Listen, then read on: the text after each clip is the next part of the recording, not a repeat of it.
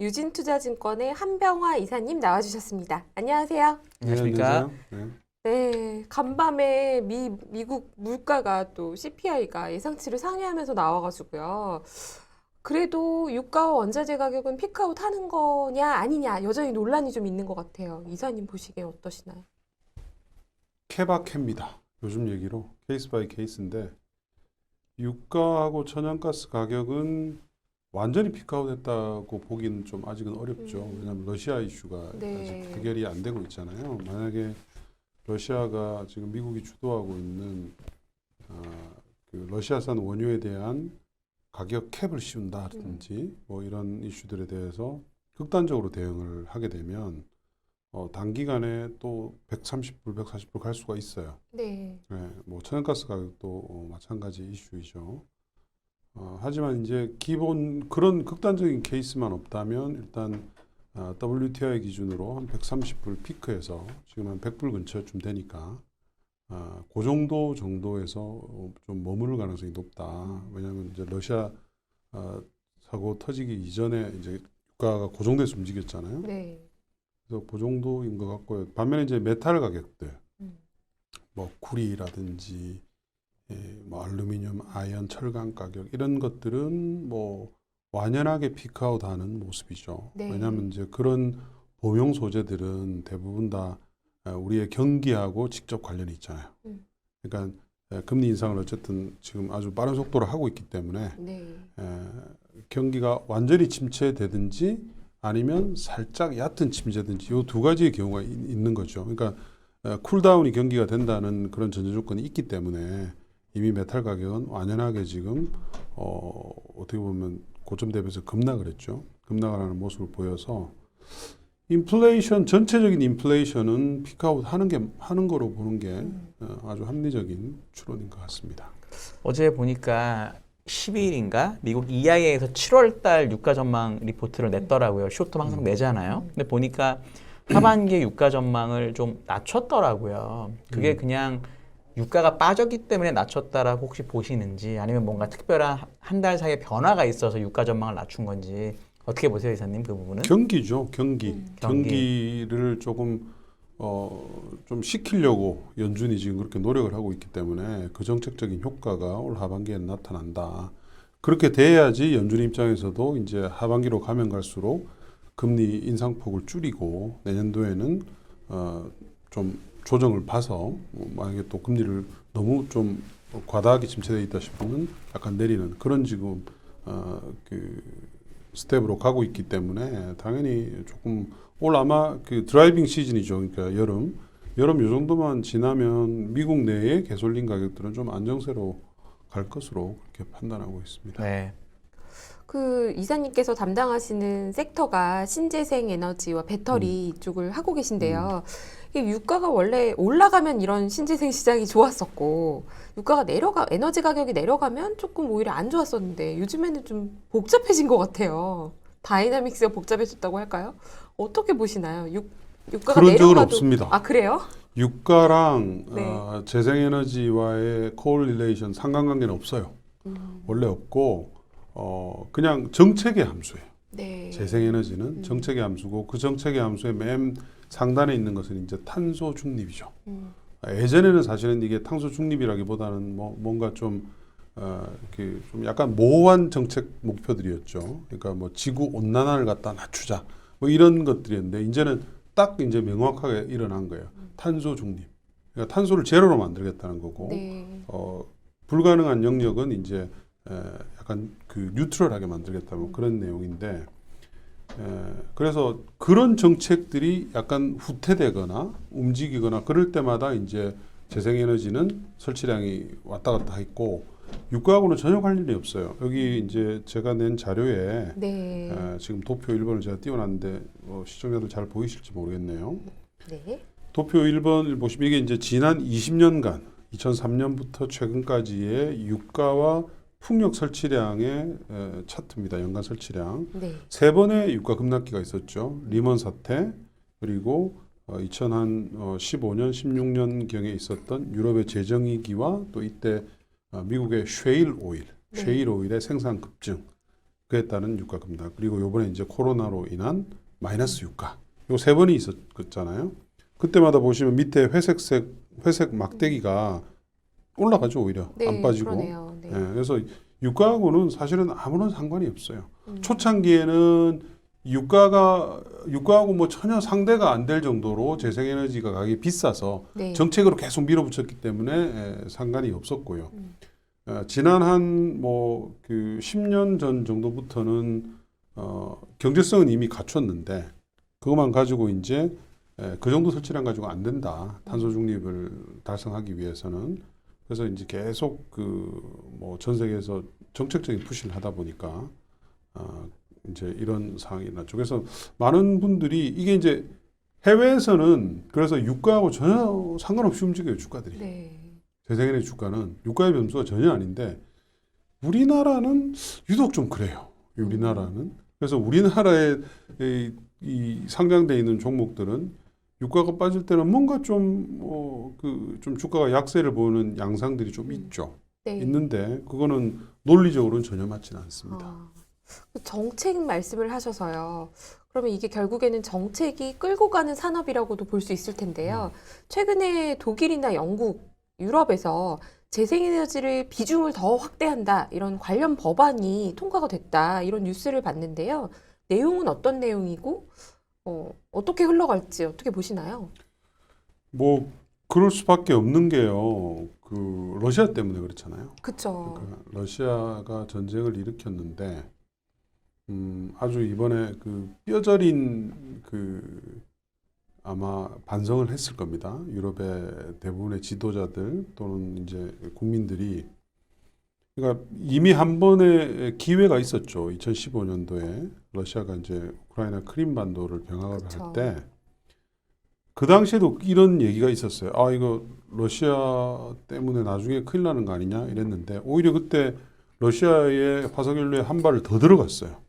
메르켈이 그때 이제 천연가스 파이프라인 또 다른 파이프라인 노드스트림 2를 갖다가 짓는 걸로 확정을 해서 지금 이미 다 공사는 완공을 해놓은 그렇죠. 상태예요. 네. 그러면서 이제 러시아 가스프롬이라든지 로스네프트라든지 이런 많은 러시아의 그 업체들하고 장기 공급 계약을 체결하고 막 이랬거든요. 아, 우리는 러시아로부터 싼 천연가스나 석유나 석탄을 쓸 수 있으니까 우리는 뭐 좀 염려하지 않아도 된다 이런 생각이었던 거죠. 네. 근데 이번에 이제 딱 터졌잖아요. 딱 터지면서 굉장히 발빠르게 이제 움직였고 그래서 EU 전체는 리파워 EU라는 에너지 계획을 발표를 했어요. 리파워 EU가 여기는 없나 보네요. 그 리파워 EU가 이제 뭐냐 하면 러시아의 에너지 의존도를 낮추기 위해서 유럽이 해야 되는 액션 플랜을 갖다가 정의를 한 겁니다. 네. 그 액션 플랜은 이제 어떻게 돼 있냐면 뭐 처음부터 끝까지 재생에너지예요. 네, 풍력을 태양광을 2030년까지 600기가와트, 그 다음에 풍력은 510기가를 설치해서 EU에 전력으로 쓰고 남은 부분은 수소로 전환을 해서 러시아의 천연가스를 대체하겠다 이런 계획이고요. EU가 이제 이거를 계획을 이제 확정을 했거든요. 입법을 이제 확정을 했고 이제 하고 나니까 이제 제일 중심 국가죠, 독일. 독일은 또 자기들만의 자체적인 계획을 발표를 했습니다. 그건 이제 이스트 패키지라고 합니다. 그러니까 이스터 데이에 독일이 그걸 발의를 한 거예요. 그래서 네. 이스트 패키지라고 그러고요. 그 계획에 따르면 지금 여기 나와 있는 차트처럼 그 풍력 시장을 보면 2021년도에 독일이 1.9기가가 설치가 됐습니다. 네. 설치가 됐는데 이 이스터 패키지에 따르면 2030년대는 19기가 거의 한 10배 정도를 증가시켜야지 그 러시아로부터 의존도를 탈피한다 이런 내용이에요. 이거를 이제 법제화하는 거죠. 태양광도 마찬가지입니다. 태양광도 5.3기가에서 22기가로 상향을 하겠다. 이게 연간 설치량입니다. 어마어마한 시장이 생기는 거죠. 독일의 원래 시장은 미국 시장 대비해서도 뭐 그냥 한 글쎄요. 작을 때는 한 10분의 1 정도밖에 안 되는 시장이었는데 2030년도에 저 정도 시장이 된다면은 미국 호황기 때의 시장이 독일에 생기는 거예요. 독일과 미국의 재생에너지 시장이 똑같아지는 거예요. 미국은 전 세계에서 중국을 제외하고는 가장 압도적으로 큰 시장이란 말이에요. 국가별로 보면. 근데 그보다 훨씬 작은 독일이 재생에너지에서 이렇게 이제 할 수밖에 없는 그런 상황이죠. 그래서 이 설치나 이런 계획은 그러면 자금 계획은 혹시 어떻게 되나요? 누가 돈을 내고 이 예를 들어 뭐 이걸 민간이 하는지 정부 예산으로 하는지 돈을 누가 내긴 내야 될 거잖아요. 혹시 그런 계획도 그 법에 있나요? 국가들마다 다 달라요. 네. 국가들마다 다 달라서 독일 같은 원래 이제 유럽이나 미국은 민영화가 돼 있잖아요. 전력이 민영화가 돼 있기 때문에 원칙적으로는 다 민간이 하는 거예요. 네. 우리나라와 같은 이제 따지면 이제 한전과 같은 한전은 공기업이지만 외국에는 다 이제 민영화가 돼 있어서 그들이 하는 거고 그걸 이제 보조해 주는 거죠, 정부가. 여러 가지 정책 보조금을 가지고. 뭐 다양한 보조금들이 있습니다만. 그래서 이런 타겟들이 웬만한 국가들 뭐 유럽, 미국, 중국 할 것 없이 국가가 이렇게 그 세운 계획들은 거의 다 달성이 됩니다. 달성이 되고 뭐 유럽 같은 케이스는 보통 훨씬 달성을 더 많이 하죠. 지금까지도 계획대로 다 달성을 했던 건가요? 지금까지도? 그럼요. 이미 2020년도에 유럽이 세운 재생에너지 목표는 그 추월을 했고 자기들 계획보다 이번에 이제 EU 전체가 재생에너지 비중을 원래 2030년도가 32%였어요. 근데 그걸 40%로 상향을 얼마 전에 했죠. 그 퍼센테이지는 프라이머리 에너지, 전체 에너지에서의 비중이에요. 전력으로 따지면 그 정도면은 아마 한 뭐 60-70% 이상 그렇게 될 겁니다.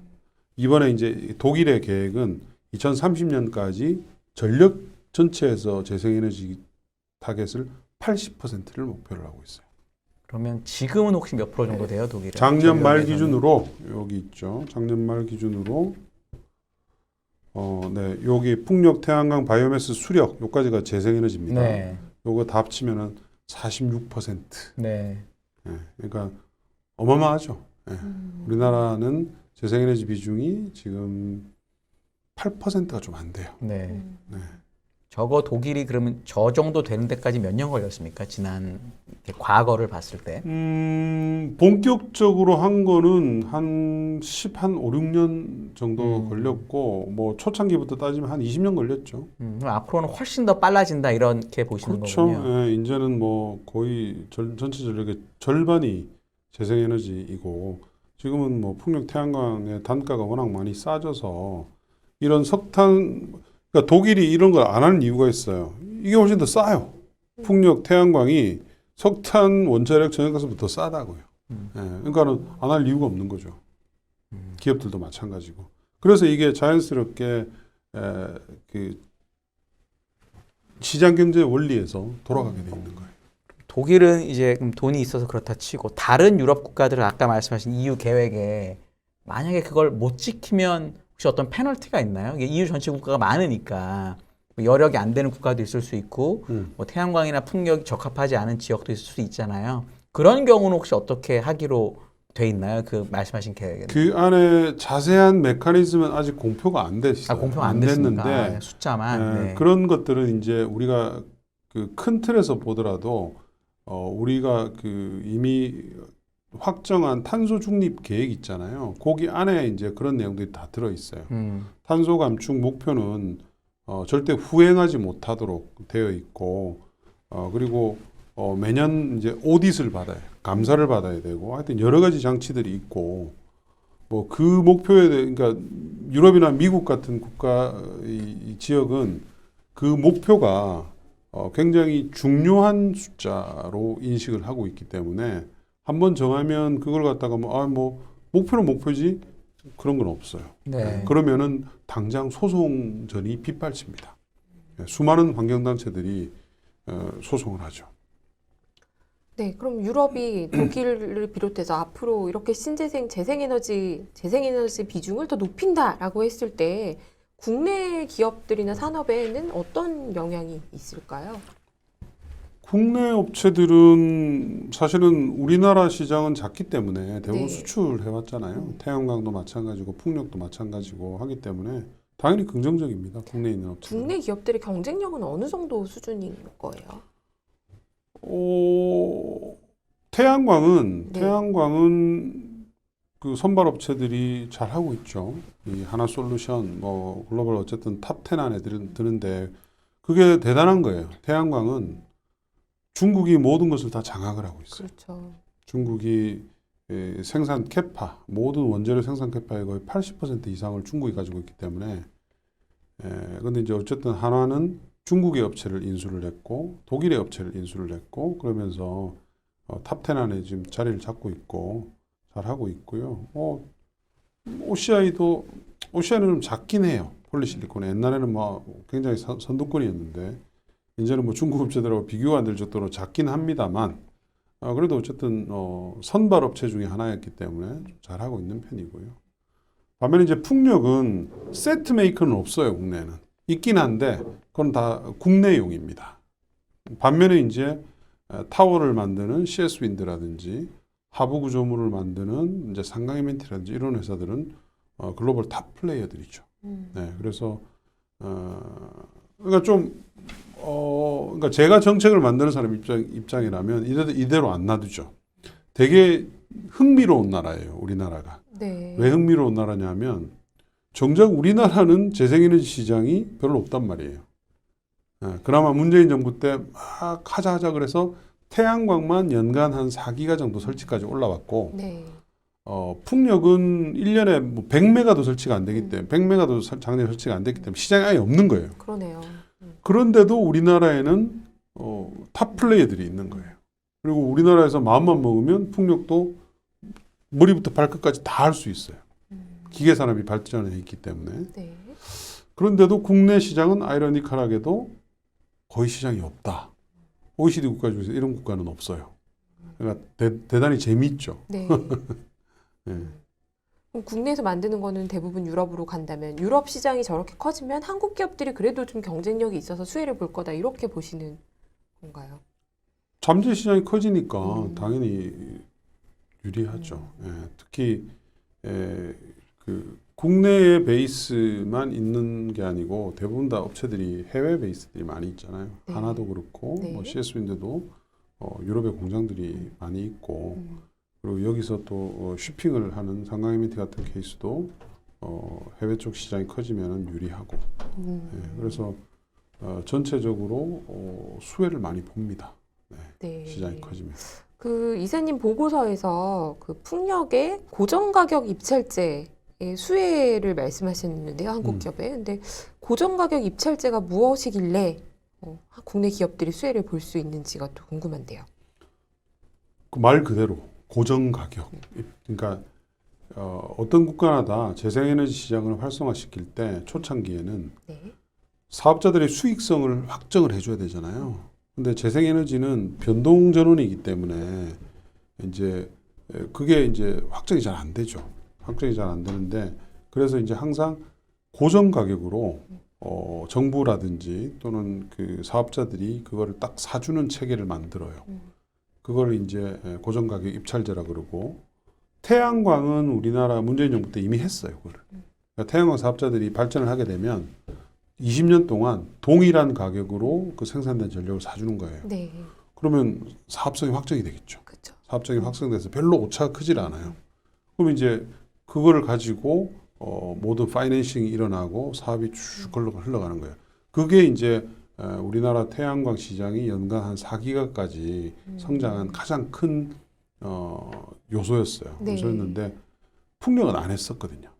풍력은 그걸 도입을 안 했다고요. 안 했는데 이번에 이제 그 윤석열 정부가 그거를 도입하기 위해서 지금 거의 다 막판 스터디가 다 끝났어요. 끝나서 이제 조만간 아마 발표를 할 것 같고 그렇게 되면 이제 국내에 준비하고 있는 많은 풍력 사업자들이 굉장히 사업이 활성화되겠죠. 네. 제가 이제 워낙에 이쪽에 문외한이다 보니까 궁금한 점이 태양광은 그런 식으로 지금 그래도 어느 정도는 키워놨는데 그럼 지금까지 풍력의 비중을 이렇게 안 키웠던 이유가 배경이 뭘까요? 그리고 앞으로는 그럼 좀 정책이 바뀐다고 보시는 건가요? 정책적인 오판이죠. 네, 그러니까 전 정부의 정책 오판이라고 봐야 돼요. 왜냐하면 풍력과 태양광은 서로가 상호 보완을 하는 에너지원이에요. 태양광만 가지고 전력망을 갖다 형성하면 쫄딱 망하겠죠. 밤에는 어떻게 하라는 그쵸. 겁니까? 그죠? 우리가 이제 흔히 얘기하는 RE100 얘기를 하잖아요. 네. 기업들이 자기가 사용하는 모든 전력을 다 100% 한다. 그러면 태양광만 가지고 하면 삼성전자는 밤에는 반도체 만들지 말라는 얘기예요. 반도체 공장 꺼지면 안 되는데. 그래서 항상 두 개가 균형 있게 발전을 해야 돼요. 어느 국가나 다 이제 그런 정책을 가져가는데 우리는 이제 그 생각을 안 했던 거죠. 그냥 보급 숫자 목표에만 그 좀 연연을 해서 굉장히 쉽게 설치할 수 있잖아요. 태양광은 작은 사업 주로 민간들이 소규모로. 네. 소규모로 많이 했거든요. 그렇죠. 그러다 보니까 그렇고 이제 풍력은 해상 풍력은 좀 시간이 오래 걸려요. 오래 걸리기 때문에 육상 풍력을 이제 처음에는 해야 되는데 육상 풍력에 대해서는 이제 지나친 환경 규제를 많이 뒀죠. 산에 설치하는 것에 대해서 뭐 굉장히 좀 뭐 그렇게 호혜롭지 못한 정책들을 네. 쓰면서 시장이 이제 꽉 막혀 있었던 거죠. 근데 이제 이제는 그거를 미룰 수가 없어요. 왜냐하면은 당장 우리가 2030년까지 지켜야 되는 탄소 감축 목표를 이미 우리가 유엔에 제출한 게 있단 말이에요. 네. 40% 감축이에요. 2018년 대비해서. 이게 어마어마한 감축이고 이 감축을 지키기 위해서 원전을 30% 이상을 비중을 가져간다 하더라도 원전은 이미 지금 전력 비중이 30%가 넘어요. 네. 지난 5월달, 6월달 올라가지고 재생에너지가 7.5에서 최소 20% 이상으로 올라가야 된단 말이에요. 그러려면 연간 한 5에서 6기가 정도가 꾸준히 설치가 돼야 되는데 태양광은 이제는 설치할 만한 아주 큰 장소가 많지 않고 하기 때문에 풍력을 이제 활성화시켜야 되는 거죠. 제가 옛날에 어디야 그 유틸리티 같은 회사들 볼 때 그때 제주도 밑에 있는 어떤 섬에서 한전이 하는 풍력하고 태양광 단지를 작은 걸 보고 왔었는데 우리나라에서 햇볕이 제일 강하고 바람도 제일 강하다고 하는데 되게 가동률이 낮았던 기억이 나요. 되게 옛날에 그때보다 지금 좋아졌겠죠. 지금은 혹시 우리나라에다 태양을 설치하고 풍력 설치하면 소위 말하는 발전 효율 같은 건 얼마나 나오나요? 요즘 기술 많이 좋아졌으니까 그때보다는. 사이트마다 다 다른데 네. 태양광은 뭐 보통 한 20% 이상 나오죠. 20% 나오고 풍력은 뭐 육상이 아마 한 20몇 % 좀 가까이 될 거고요. 네. 해상으로 가게 되면 뭐 30% 이상. 예, 그렇게 봐야 되겠죠. 사이트마다 많이 달라요. 다른데 이제 그 제일 많이 이제 여기 계신 분들이 제가 이전에서도 여러 번 얘기했을 거예요. 언론에서 많이 얘기하는 게 우리나라는 풍력 태양광 하기 안 좋다. 네. 이런 이제 얘기들을 많이 하잖아요. 전혀 그렇지 않고요. 일단은 기본 사실은 삼면이 바다인 나라에서 네. 풍력이 그리고 우리 강원도 지역에 바람 굉장히 많이 불잖아요. 맨날 불 나는 이유가 사실은 그거잖아요. 네. 되게 말라 있는데 조그만 불씨가 생기면 바람은 세고. 그리고 태양광은 우리의 이 위치가 독일이나 일본보다 낮지가 않잖아요. 일본은 우리 바로 옆이니까. 근데 독일이나 일본은 많이 설치할 때 연간 거의 10기가 가까이 설치를 했어요. 네. 그러니까는 우리가 그렇게 뭐 되게 열악하다 그런 거 아니고요. 근데 그런 걸 떠나서 설사 열악하다 하더라도 할 수밖에 없는 게 우리나라의 현실이잖아요. 근데 아까 독일 사례를 말씀하실 때요. 독일은 다른 에너지 원보다 풍력이나 태양광이 경쟁력이 뭐 뒤처지지 않기 때문에 경제성 측면에서 문제가 없으니까 이제 민간 사업자들이 계속 확대할 수 있었다라고 하셨는데 한국 같은 경우는 아직 그 전력 생산 단가가 차이가 좀 많이 나지 않나요? 어느 정도에 와 있나요? 앞으로 좀 더 개선될 여지가 있을까요? 개선을 시켜야죠. 네. 개선을 시켜야 되고 우리가 지금 태양광이 아마 킬로와트아워당 한 150에서 60, 육상 풍력은 160에서 70, 해상은 뭐 200원이 훨씬 넘어갈 거예요. 네. 그래서 그 정도 비용으로는 좀 말이 안 되죠. 많이 낮춰야 되는데 왕도는 없어요. 많이 설치해서 규모의 경제로 낮추게끔 네. 우리나라의 밸류체인들이 확실하게 생겨서 걔네들이 규모의 경제로 낮추게끔 그거는 어떤 나라나 다 공통입니다. 하지를 않으면서 단가를 낮추겠다고 한다는 건 너무 비보죠, 그죠? 그래서 할 수밖에 없는 거고 우리나라 수출 경제잖아요. 네. 그렇죠? 그래서 나는 이제 걱정이 되는 게 우리 같은 사람들이 앞으로 다 직업이 없어진다고요. 이렇게 계속 에너지 정책이 그렇게 가게 되면. 왜냐하면 수출해서 먹고 사는데 아리백은 어떻게 지킬 것이며 탄소 국경세는 우리 기업들이 어떻게 해결할 거예요. 다른 방법은 없는데. 우리가 지금 현재 전력 수준에서 전력 믹스를 그대로 간다면 언제부터 어느 정도의 그 비용이 발생하게 되는 건가요? 국가적으로 봤을 때. 그거는 그 박사 논문급의 질문이라서. 그래요? 너무 네. 네. 근데 이미 많은 기관들이 네. 그걸 이제 국책 기관들이 지금 준비를 하고 있는데 어디를 기준으로 보냐에 따라 달라요. 그리고 정책이 EU의 정책이 어떻게 움직일지 또는 미국도 지금 준비하고 있는데 미국까지도 그렇게 나가게 되면 어떻게 될지. 그리고 삼성전자를 대체할 만한 반도체 회사나 캐파가 생기면 어떻게 될지 여러 가지 변수들에 따라서 많이 다른데 결론은 한 가지죠. 우리나라 경제는 올라간다. 그럴 수밖에 없죠. 네. 왜냐하면 아리백만 하더라도 우리 대기업들의 대부분 고객들이 아리백을 하고 있잖아요. 네. 애플, 구글, 마이크로소프트 뭐 웬만한 그쵸. 대기업들은 다 하고 있죠. 근데 그 기업들은 다 이제 타임프레임을 정해놨어요. 애플 같으면 2030년이에요. 우리 나한테 하는 서프라이들은 다 그렇게 해라. 그리고 심지어 공시까지 해라. 뭐 그렇게 나오고 있잖아요. 근데 그거를 지금 아리백에는 원전이 안 들어간단 말이에요. 네. 아리백에는 원전이 없어요. 그러면 우리는 원전만 이빠이 해가지고 나중에 야 이거 우리 원전이니까 이거 탄소 적게 나오니까 이거 아리백으로 해줘. 안 해주죠. 누가 해주겠어요. 그러니까 탄소 국경세도 마찬가지예요. 탄소 국경세도 당장 우리 기업들 내년부터 자기가 생산하는 탄소에 대해서 EU에 수출할 때는 도큐멘트를 내야 돼요. 그리고 2025년부터 적용이 됩니다. 순차적으로 산업이 확대가 되고. 그러니까 탄소 중립으로 가는 게 우리가 그냥 겉으로는 말이 좋아서 그 지구 온난화를 막기 위해서 우리 후세대들한테 좋은 지속 가능한 지구를 물려보기 위해서 이런 미사여구를 쓰나 네. 그 친구들 유럽이나 미국의 친구들의 가장 근원에 자리 잡고 있는 것은 자기들의 경쟁력 확보예요. 그러니까 자기들이 모든 제조업의 헤게모니를 다 가지고 있다가 데탕트 시대가 오면서 다 제조업의 기반들이 싼 국가들로 다 옮겼잖아요. 그 싼 국가들은 다 공통적으로 탄소 경제의 위에 서 있었단 말이에요. 네. 아주 싼 전력, 여러 가지 공해라든지 이런 것들을 유발하면서 만든 이제 이런 것들을 자기들이 제재를 하겠다는 거예요. 네. 제재를 해서 제조업의 중심을 자기들이 가져가겠다는 거죠. 고용 이슈가 있기 때문에.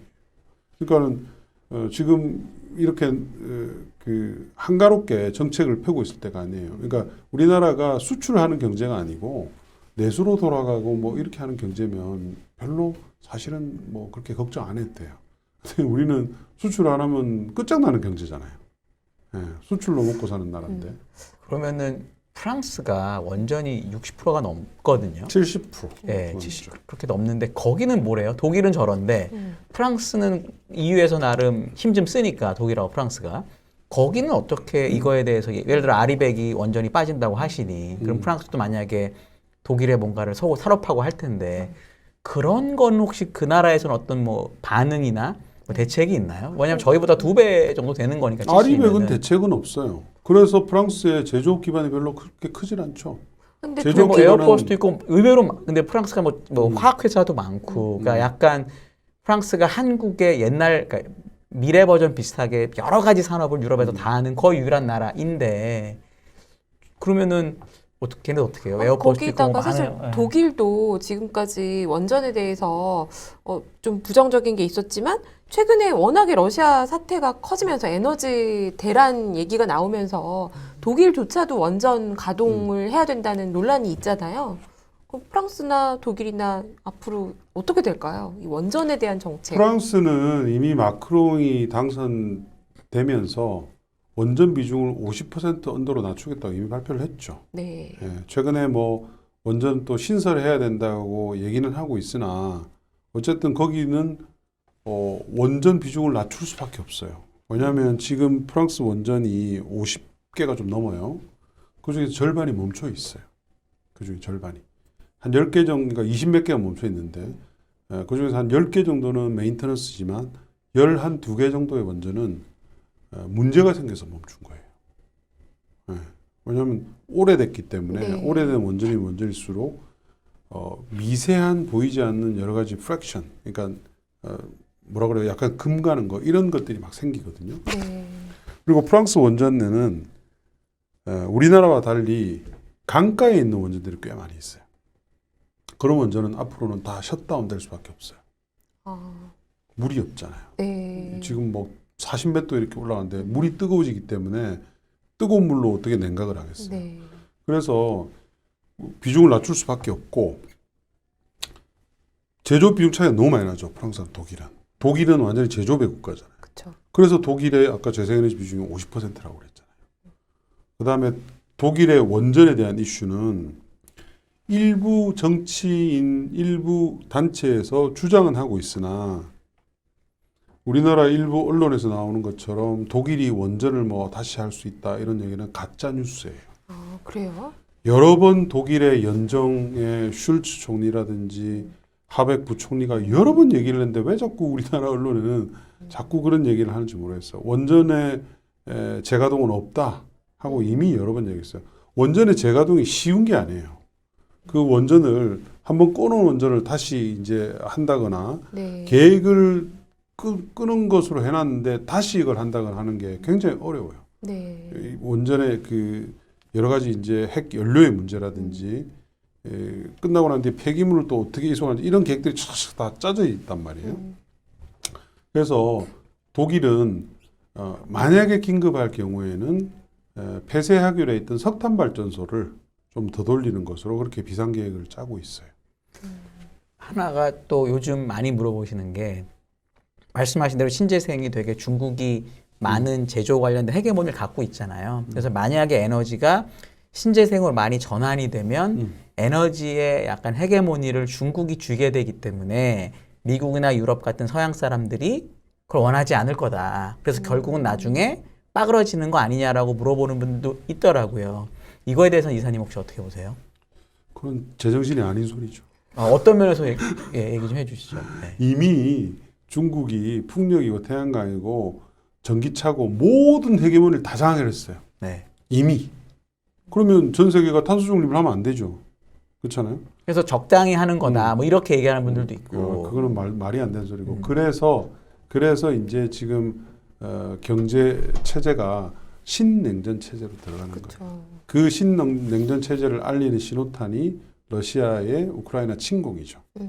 그래서 이제는 중국을 배제하겠다는 거예요. 중국을 배제를 하고 다른 국가들끼리 쿼드라든지 그다음에 이번에 IPEF도 만들어졌잖아요. 이런 이제 공급망 서로 그 연합을 가지고 이제 중국에 대항해서 하겠다는 거예요. 그래서 이제 거기서 여러 가지 이제 투자 아이디어들이 나오는 거예요. 태양광은 이미 늦어버렸어요. 중국을 어떤 제재를 해서 하면은 전 세계 태양광 설치가 안 돼요. 그래서 이번에 미국도 준비를 하다가 바이든이 일단 풀어줬잖아요. 2년 동안 중국이 우회 수출하는 걸 풀어줬고 대신 이제 풍력은 지금 아직 중국이 밖으로 못 나오고 있거든요. 많이 좀 제재를 해가지고 그래서 앞으로 이제 그렇게 묶어둘 거예요. 될 수 있으면 못 나오게 하는 방식으로. 그래서 중국 때문에 재생에너지를 안 한다. 이거는 그 재생에너지 되게 싫어하는 사람들의 논리인 것이고 재생에너지는 많이 할 수밖에 없는데 네. 중국이 칼자루를 휘두르게 하는 것을 못하게 하겠다. 이게 이제 정책의 일관적인 방향입니다. 거기에 이제 우리 기업들의 그 승부수가 있는 거죠. 우리 대한민국 기업들의. 풍력 터빈도 혹시 중국이 비중이 높지 않나요? 당연히 몇몇 높죠. 기업들이 있던 걸로 당연히 제가 높죠. 저희 보니까 저희 중국 담당자 그런 얘기 그러니까 많이 하더라고요. 모든 그린 에너지는 아직 수소는 아닙니다만 수소도 올해가 지나가면 대부분 다 중국이 탑이에요. 그럼 그러니까 그걸 따라갈 수가 어떻게 없어요. 해결을 하려고 하는 걸까요? 미국이나 유럽이나. 그럼 결국은 거기 해결을 안 주더라도 우리가 하려고 하면은 무역 장벽을 쌓는 거예요. 그럼 없으면 어디서 이거를 소싱을 바로는 하죠? 못 만드는 거 아닌가요? 어떻게 예를 할까요? 들어서 그 지금 태양광 패널 핵심 소재 뭐 폴리실리콘 웨이퍼 이쪽에 중국 점유율이 95%다. 그러면 문제가 생기면 물류의 차질만 생겨도 시장 영향을 주는데 이거를 헤게모니를 어떻게 미국, 유럽이 가져갈 수 있어요? 그러니까 지금 당장은 이제 못하니까 풀어놓는 거고 그걸 이제 그 자체 내에서 자국 내에서 하기 위해서는 여러 가지 정책들을 지금 동원하고 있죠. 예를 들면 바이든이 최근에 발표한 Defense Production Act라는 게 있어요. 그러니까 그게 이제 1950년도에 한국 전쟁 때문에 만든 거예요. 쉽게 얘기하면 군수물자를 조달하기 위해서 자국 내에서 그러니까 동이라는 거를 이제 그린 산업에 사용하겠다는 거예요. 미국의 태양광, 폴리실리콘, 모듈 셀 공장을 만드는 업체들한테 페이버를 크게 주는 거예요. 네. 유럽도 마찬가지잖아요. 유럽에 많은 배터리 회사들이 지금 생겨나고 있잖아요. 그러니까 전부 그런 식으로 이제 앞으로 다 가서 권역별로 다 생산 체계를 이제 갖추게 하는 그런 시대로 들어가는 거예요. 그러면 다른 국가, 예를 들어 우리나라 예를 들면 미국이나 유럽이 그런 페이버를 주면 한국에 있는 회사들이 충분히 투자할 여력이 있는 사람들이 많고 기술도 있다 이렇게 보시는 거죠. 여기서 이제 수출을 우리는 할 수도 있지만 앞으로는 될 수 있으면 현지에 들어가는 게 좋아요. 예, 그래서 지금 열심히 하고 있죠. 그렇게 많은 기업들이. 그게 충분히 규모를 이렇게 뭐랄까 규모를 경제에 이룰 수 있을 정도가 될까요? 한국 기업들이 가서 지금. 그럼요. 충분히 시장이 가능하다. 커지는데. 네. 근데 지금 우리나라 기업들이 크진 않잖아요. 그러니까 제일 큰 회사 하나솔루션도 그렇게 아주 큰 회사는 뭐 아니고 이러다 보니까. 근데 그게 충분히 그런 기업들도 여력이 있어서 공장 짓고 예를 들어 LG 뭐 전기차만 해도 LG 엔솔 같은 데가 워낙 큰 기업이니까 확실히 우리가 뉴스가 보이는데 신재생은 아직 그런 뉴스를 제가 잘 몰라 잘 안 봐서 그렇게 하지만 못 본 것 같아서 그게 그러면 가시화가 되려면 얼마나 시간이 좀 걸릴 것 같으세요? 왜냐면 그것도 주식에는 또 가시화가 중요한 거니까. 지금 예. 열심히 하고 있어요. 하나도 미국의 공장을 지금 세우기 위해서 법령 통과되기만 지금 기다리고 있고. 네.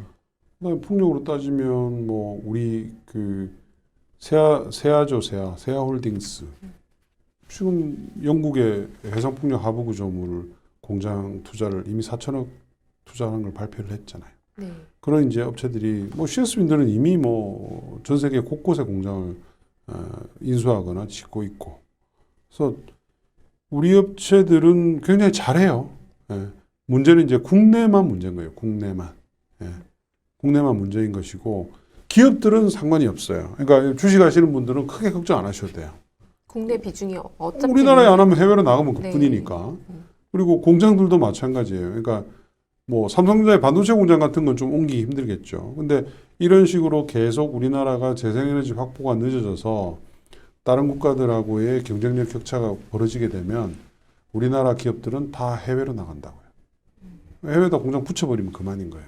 네. 그러니까 우리나라 경제만 폭망하게 되겠죠. 네. 최근에 이제 그런 얘기도 있어요. 그 워낙에 물가 상승률이 높고 에너지가 물가에 미치는 영향이 크다 보니까 지금까지 글로벌하게 얘기했던 친환경, 탈탄소 이 정책이 좀 물러서는 게 아니냐. 사실 그런 식의 멘트가 각 나라마다 조금씩은 나오잖아요. 논란은 있지만 앞으로 물가가 빨리 안 잡힐 경우에 물론 에너지 독립이나 신재생도 재생에너지도 중요하지만 이 ESG 전체 분위기가 조금 당분간 좀 침체될 가능성에 대해서는 어떻게 보시나요? 반대죠. 그러니까 제가 처음에 얘기했던 거를 복기를 해보세요.